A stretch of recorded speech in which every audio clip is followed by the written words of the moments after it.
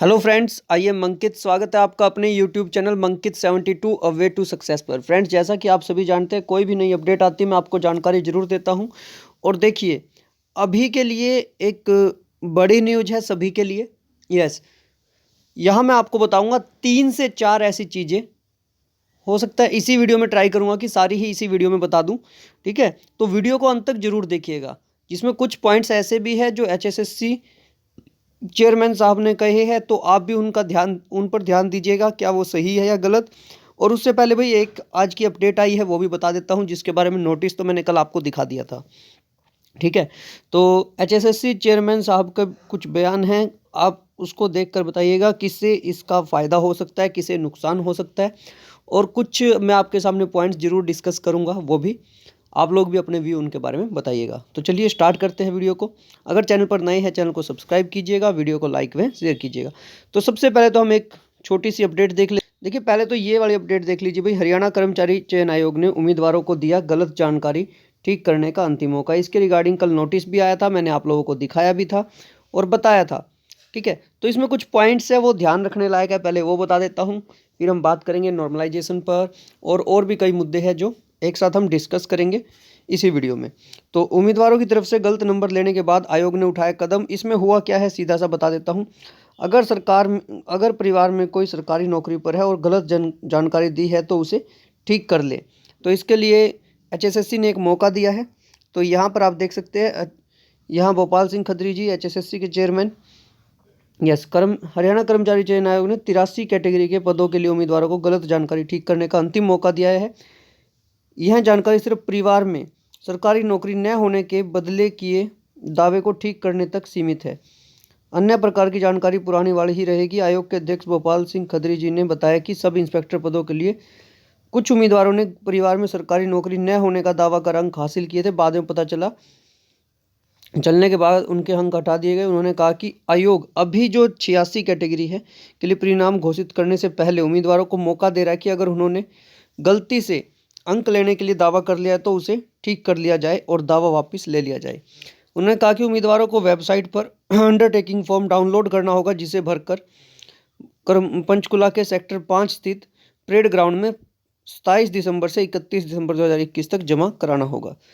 तो यहाँ पर मैं एक बात क्लियर कर दूँ भाई, बहुत से साथी ऐसे जिन्होंने DV में ही अपना सब कुछ वहाँ पर भी ठीक करवा दिया होगा।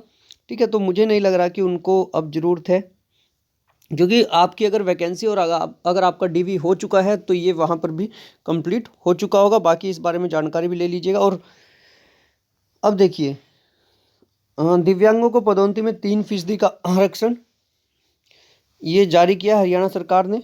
दूसरा, अब परिवार में इनकी नहीं होनी चाहिए सरकारी नौकरी, तो किस किस की है, यहाँ पर कुछ पॉइंट यहाँ पर भी क्लियर किए गए हैं। आयोग के अध्यक्ष खत्री जी ने बताया कि आवेदक के परिवार में पिता, माता, पति या पत्नी, भाई बहन, पुत्र में से किसी हरियाणा सरकार के किसी विभाग, निगम, कंपनी, वैधानिक संस्था, आयोग में रेगुलर सरकारी नौकरी नहीं होनी चाहिए। जिसके परिवार का सदस्य पहले नौकरी में रहा है तब भी ये अंक नहीं मिलेंगे। ओके, अगर आप ये मान लेते हो कि किसी ने पहले सरकारी नौकरी ली थी और फिर उसने छोड़ दी, पहले सरकारी नौकरी ली थी और फिर उसने छोड़ दी, तो उसे भी 5 मार्क्स नहीं मिलेंगे। इस बात का ध्यान रखिएगा। उन्होंने कहा कि अगर उम्मीदवार के परिवार का कोई भी व्यक्ति सरकारी नौकरी में मगर उसका परिवार पहचान पत्र या राशन कार्ड अलग है तो भी उसके अंक नहीं मिलेंगे। अभी पीछे एक पॉइंट आ रहा था बार बार कि परिवार पहचान पत्र अलग बनवा लीजिए तो 5 मार्क्स ले सकते हैं। नहीं भाई, ऐसा कुछ नहीं है, वो 5 मार्क्स नहीं मिलेंगे। यहाँ पर क्लियर किया गया है, मेंशन पॉइंट किया गया है, ये पॉइंट स्पेशली मेंशन किए गए हैं। उन्होंने बताया कि महिला उम्मीदवार के परिवार में उसके जन्म वाला परिवार, मतलब जो उसके माता पिता है, को माना जाएगा, न कि ससुराल के परिवार को। तो ये पॉइंट भी यहाँ क्लियर कर दिया है कि सिर्फ और सिर्फ जिन्होंने उन्हें जन्म दिया है उनके वो माता पिता, मतलब उसके घर वाले, ठीक है, उन्हीं को, यस, किसी भी महिला के घर वालों को ही माना जाएगा। उसी पर आधार पर नंबर माने जाएंगे, ससुराल के आधार पर नहीं। अध्यक्ष ने कहा अगर कोई उम्मीदवार अपना दावा वापस नहीं लेता है तो बाद में गलत दावे का जिम्मेवार वह स्वयं होगा।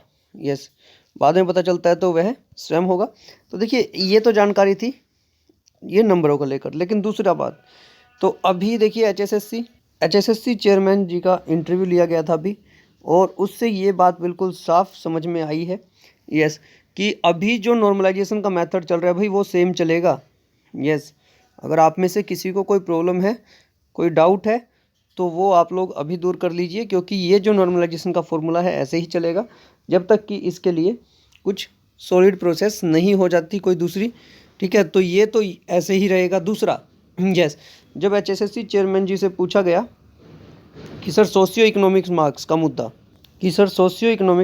मुद्दा, तो इन्होंने बिल्कुल साफ बोला है। यस, इन्होंने बिल्कुल साफ बोला है कि इस पर ये कुछ नहीं कह सकते हैं। ठीक है, ये सरकार का काम है, जो सरकार ने रूल बनाए हैं इन्हें वो फॉलो करने होंगे। देखिए, इनकी बात भी अपनी जगह जायज़ है, लेकिन एक छोटा सा डाउट है, आप लोग बताइएगा क्या ये होना चाहिए कि अगर HSSC चेयरमैन है, HSSC खुद ये बताएं, सरकार को आश्वासन दे, सरकार को रिकमेंडेशन दे कि सर इसकी वजह से, यस, सरकार को ये इस चीज़ से अवगत कराए कि रिजल्ट पर इतना ज़्यादा इफेक्ट पड़ रहा है। ठीक है, सिलेक्शन फेयर नहीं हो पा रहा है इस रूल की वजह से, सोशियो इकोनॉमिक्स की। ठीक है, मतलब कि प्रॉब्लम क्या रही है, ऐसा नहीं, मैं ये नहीं कह रहा कि सोशल इकोनॉमिक्स मार्क्स बिल्कुल हटा दो, लेकिन बहुत सारे साथी ऐसे आए हैं हमारे पास जिनके डेली मैसेज भी आते हैं, कॉल भी, कि सर इसमें कुछ ना कुछ या तो ये करो, ये हो कि जो परसेंटाइल मेथड है वो ऐड कर मतलब जो उनके मार्क्स है उसी में सोशियो इकोनॉमिक्स के मार्क्स ऐड करने के बाद परसेंटाइल निकालें, या तो ये प्रोसेस हो, फिर भी रिजल्ट पर इफेक्ट पड़ेगा। ठीक है, या फिर दूसरा क्या हो, यस, दूसरा क्या हो कि HSSC खुद सोशियो इकोनॉमिक्स मार्क्स के बारे में बताएं और उसके बाद ये कुछ लिमिटेड तक किए जाए, मतलब परसेंटेज बेस पर दिया जाए। मान लीजिए आपका 100 मार्क्स का एग्ज़ाम है, आपका जो स्कोर आया है, आपका 60% आया है, तो भी आपको जो आपके सोशियो इकोनॉमिक्स है उसका भी 60% दिया जाए। मतलब ऐसा कुछ अलग अलग प्रावधान चल रहे हैं, तो वो भी भाई आप लोग बताइए क्या आपके अकॉर्डिंग सोशियो इकोनॉमिक्स मार्क्स ठीक है या नहीं, या फिर जो ये नया प्रावधान है जो सोचा जा रहा है उसके बारे में, यस, उसके बारे में कुछ होना चाहिए। ठीक है, उसके बाद बात आई भाई नॉर्मलाइजेशन की, वो मैं आपको बता चुका। 1 शिफ्ट 1 एग्ज़ाम, ये भाई पॉसिबल नहीं है। 1 शिफ्ट 1 एग्ज़ाम ये पॉसिबल नहीं है, आप लोग चाहे कितना भी कहें। ठीक है, यस, 1 शिफ्ट 1 एग्ज़ाम ये HSSC चेयरमैन ने बिल्कुल साफ़ कर दिया है। यस, HSSC चेयरमैन साहब ने बिल्कुल साफ़ कर दिया है कि ये पॉसिबल नहीं है, क्योंकि बहुत सारे कुछ डिस्ट्रिक्ट है जिनको पहले ही ब्लैक लिस्ट किया हुआ है। हम उनको ब्लैक लिस्ट ही बोलेंगे, क्योंकि वहाँ पर एग्ज़ाम नहीं होता कोई भी। ठीक है, पहले से ही, ऐसा नहीं सिर्फ इसी सरकार में, इससे पहले भी वहाँ पर कोई एग्ज़ाम नहीं होता। ठीक है, तो इस बात से आप समझ गए होंगे। तो अगर मान लीजिए, और इन ट्राई भी की थी HSSC ने, कुछ ज़िले हैं इन्होंने खुद बताया कि सर हमने वहाँ ट्राई भी की थी कि पॉसिबल हो एग्ज़ाम, लेकिन वहाँ पर भी पॉसिबल नहीं हो पाया। आपने देखा होगा पीछे कुछ एग्ज़ाम अभी, यस, उन्हीं सेंटर्स का नाम आया था, उन्हीं डिस्ट्रिक्ट्स का नाम आया था। तो इस वजह से ये कह रहे हैं कि 1 शिफ्ट 1 एग्ज़ाम पॉसिबल नहीं है। और नॉर्मलाइजेशन, ठीक है, नॉर्मलाइजेशन का आपने देखा ही होगा। अब आप बताइए भाई आपको क्या क्या कमी लगती है।